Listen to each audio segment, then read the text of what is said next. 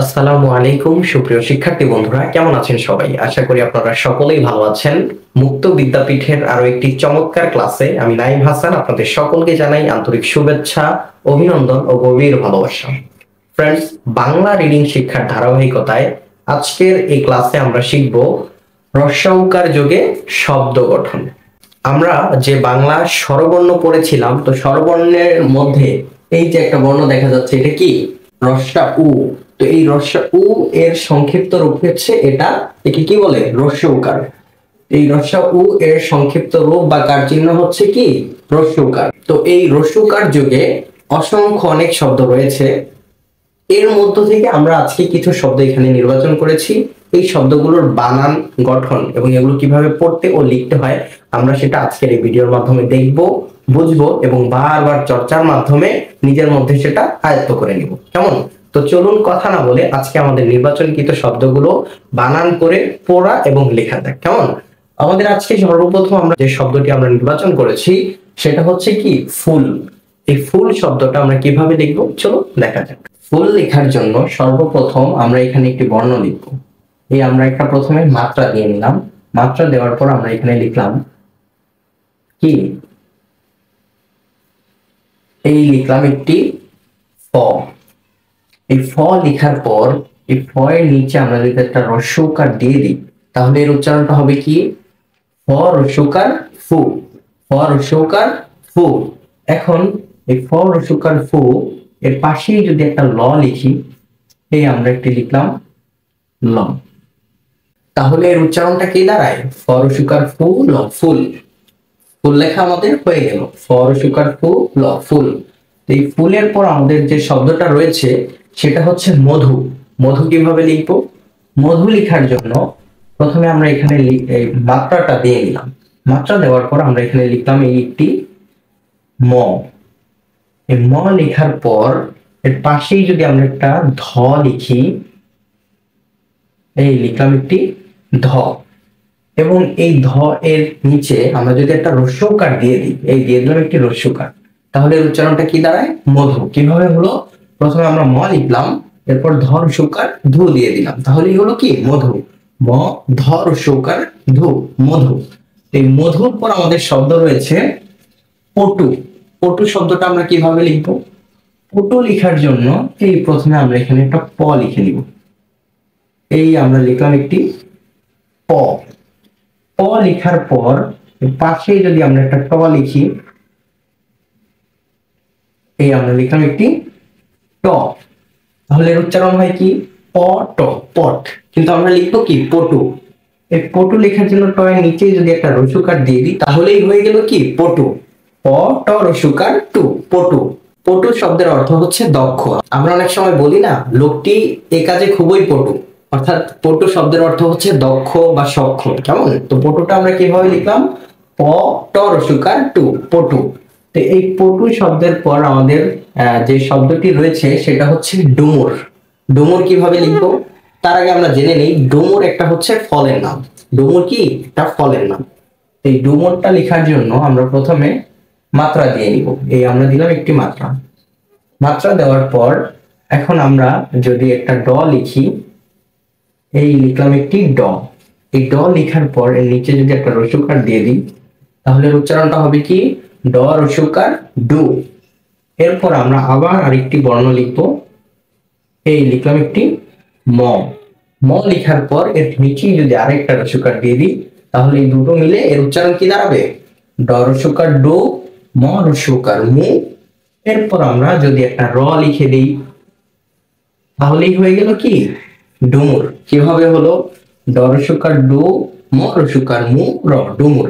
তো এই ডুমুর এরপর আমাদের শব্দ রয়েছে ঢুলি। ঢুলি আমরা কিভাবে লিখবো? ঢুলি লেখার জন্য প্রথমে আমরা এখানে মাত্রা দিয়ে নিলাম। মাত্রা দেওয়ার পর এই আমরা লিখলাম একটি ঢ। ঢ লেখার পর এই ঢ এর নিচে যদি একটা হ্রস্ব-উ-কার দিয়ে দিই তাহলে উচ্চারণটা হবে কি? ঢ হ্রস্ব-উ-কার ঢু, ঢ হ্রস্ব-উ-কার ঢু। এখন এই ঢ হ্রস্ব-উ-কার ঢু এরপর যদি আমরা একটা রসিকার দেই এবং একটি ল লিখি তাহলে এর উচ্চারণটা কি দাঁড়ায়? ঢুলি। কিভাবে হলো? ঢ হ্রস্ব-উ-কার ঢু, ল রসিকার লি, ঢুলি। আচ্ছা, ঢুলি শব্দের অর্থ কি আমরা জানি? যারা মূলত ঢোল বাজায় তাদেরকেই ঢুলি বলে, কেমন? তো ঢুলিটা কিভাবে লিখলাম? ঢ রসিকার ঢু, ল রসিকার লি, ঢুলি। ঢুলির পর আমাদের শব্দ রয়েছে হচ্ছে ঘুঘু। ঘুঘু কিভাবে লিখবো? এই আমরা প্রথমে মাত্রা দিয়ে নিলাম, মাত্রা দেওয়ার পর এই আমরা একটা লিখলাম ঘ। এই ঘ লিখার পর এই ঘ এর নিচে যদি আমরা একটা রসুকার দিই তাহলে উচ্চারণটা হবে কি? ঘ রসুকার ঘু। এবং আবার একটি মাত্রা দিয়ে যদি ঘ লিখি তাহলে এর উচ্চারণটা হয়ে যাবে কি? ঘুঘু। ঘ রসুকার ঘু, ঘ রসুকার ঘু, ঘুঘু। ঘুঘু হচ্ছে একটা পাখির নাম, কেমন? এই ঘুঘুটা কিভাবে লিখলাম? ঘ রসুকার ঘু, ঘ রসুকার ঘু, ঘুঘু। ঘুঘুর পর আমাদের শব্দ রয়েছে ফুফু। ফুফু কিভাবে লিখবো? ফুফু লেখার জন্য প্রথমে আমরা এখানে একটা মাত্রা দিয়ে নিব। এরপর আমরা এখানে লিখলাম একটি ফ। ফ লিখে এই ফ এর নিচে যদি আমরা একটা রস্যকার দিই, এই দিলাম ফ এর সাথে একটি রস্যকার, উচ্চারণটা তাহলে কি দাঁড়াবে? ফ রস্যকার ফু। এখন আবার যদি আমরা একটা মাত্রা দিয়ে আরো একটা ফ লিখি এবং এর নিচে যদি একটা রস্যকার দিয়ে দিই তাহলেই হয়ে গেল কি? ফুফু। কিভাবে হলো? ফ রস্যকার ফু, ফ রস্যকার ফু, ফুফু। ফুফু মূলত কাকে বলি? বাবার বোনকে আমরা সাধারণত কি ফুফু বলে থাকি। এই ফুফু এরপর আমাদের শব্দ রয়েছে ঋতু। ঋতু অর্থ কি? মৌসুম। বাংলাদেশ কয় ঋতুর দেশ? 6 ঋতুর দেশ। তো আমরা এই ঋতুটা লিখবো কিভাবে? ঋতু লেখার জন্য প্রথমে আমরা এখানে একটা রি লিখব। এই আমরা একটি রি লিখলাম। এর পাশে যদি আমরা একটা ত লিখি, এই আমরা লিখলাম একটি ত। এবং এই ত লেখার পর এর নিচে একটা রসুকার দিয়ে দিলেই হয়ে যাবে কি? ঋতু। রি ত রসুকার তু, ঋতু। রি ত রসুকার তু, ঋতু। ঋতুর পর আমাদের শব্দ রয়েছে যুগ। যুগ শব্দটা আমরা কিভাবে লিখব? যুগ লেখার জন্য প্রথমে আমরা এখানে একটি ঝ লিখলাম, এই লিখলাম একটি জ। জ লেখার পর এর নিচে যদি আমরা একটা রসুকার দিই তাহলে এর উচ্চারণটা হয় কি? জ রসুকার যু। এরপর যদি আমরা একটি গ লিখি, এই লিখলাম একটি গ, তাহলে এর উচ্চারণটা হয় কি? যুগ। জ রসুকার যু, গ, যুগ। যুগ বলতে একটি নির্দিষ্ট সময়কালকে বোঝায়। 12 বছরে হয় এক যুগ, 365 দিনে এক বছর এবং 12 বছরে এক যুগ। কেমন? যুগটা কিভাবে লিখলাম? জ রসুকার যু, গ, যুগ। যুগের পর আমাদের শব্দ রয়েছে সর্বশেষ শব্দটি সুখ। সুখ কিভাবে লিখবো? সুখ লেখার জন্য আমরা প্রথমে মাত্রাটা দিয়ে নিব। এই আমরা একটি মাত্রা দিলাম। এখন আমরা এখানে লিখবো একটি, এই লিখলাম একটি দন্ত স। দন্ত স লেখার পর দন্ত স এর নিচে যদি একটা রসুকার দিই তাহলে উচ্চারণটা হবে কি? স রসুকার সু। দন্ত স রসুকার সু। এরপর যদি আমরা একটি খ লিখি, এই লিখলাম একটি খ, তাহলে এর উচ্চারণটা হবে কি? সুখ। স রসুকার সু, খ, সুখ।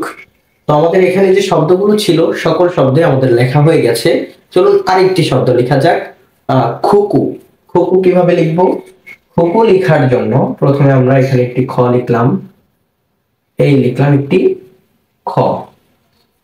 খ লেখার পর এর নিচে যদি একটা রসুকার দিই তাহলে উচ্চারণটা হবে কি? খ রসুকার খু। এর পাশেই যদি আমরা একটি ক লিখি এবং এর নিচে যদি একটা রসুকার দিয়ে দিই তাহলে হয়ে যাবে কি? খুকু।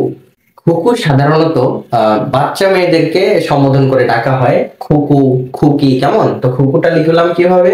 খ রসুকার খু, ক রসুকার কু, খুকু। তো আমাদের এখানে যে শব্দগুলো ছিল সকল শব্দে আমাদের লেখা হয়ে গেছে।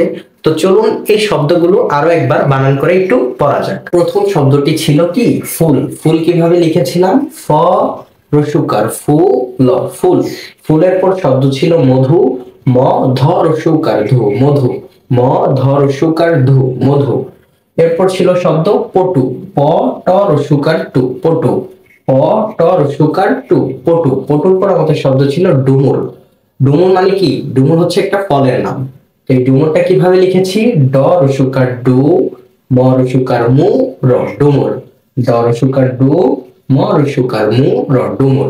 তো এই ডুমুরের পর আমাদের শব্দ ছিল ঢুলি। ঢুলি কিভাবে লিখেছিলাম? ঢ রসুকার ঢু, ল রস্যিকার লি ঢুলি। ঢুলি কাদেরকে বলে? যারা ঢোল বাজায় তাদেরকে ঢুলি বলে। এরপর শব্দ ছিল ঘুঘু। ঘ রস্যকার ঘু, ঘ রস্যকার ঘু, ঘুঘু। ঘুঘুর পর আমাদের শব্দ ছিল ফুপু। ফ রস্যকার ফু, ফ রস্যকার ফু, ফুফু। এরপর শব্দ ছিল ঋতু। রি ত রস্যকার তু, ঋতু। এরপর শব্দ ছিল যুগ। জ রস্যকার জু, গ, যুগ। এরপর আমাদের শব্দ ছিল সুখ। দন্ত স রস্যকার সু, খ, সুখ। সুখের পর শব্দ ছিল খুকু। খ রস্যকার খু, ক রস্যকার কু, খুকু। তো ফ্রেন্ডস, আশা করি আপনারা এই শব্দগুলো কিভাবে পড়তে এবং লিখতে হয় সেটা বুঝেছেন।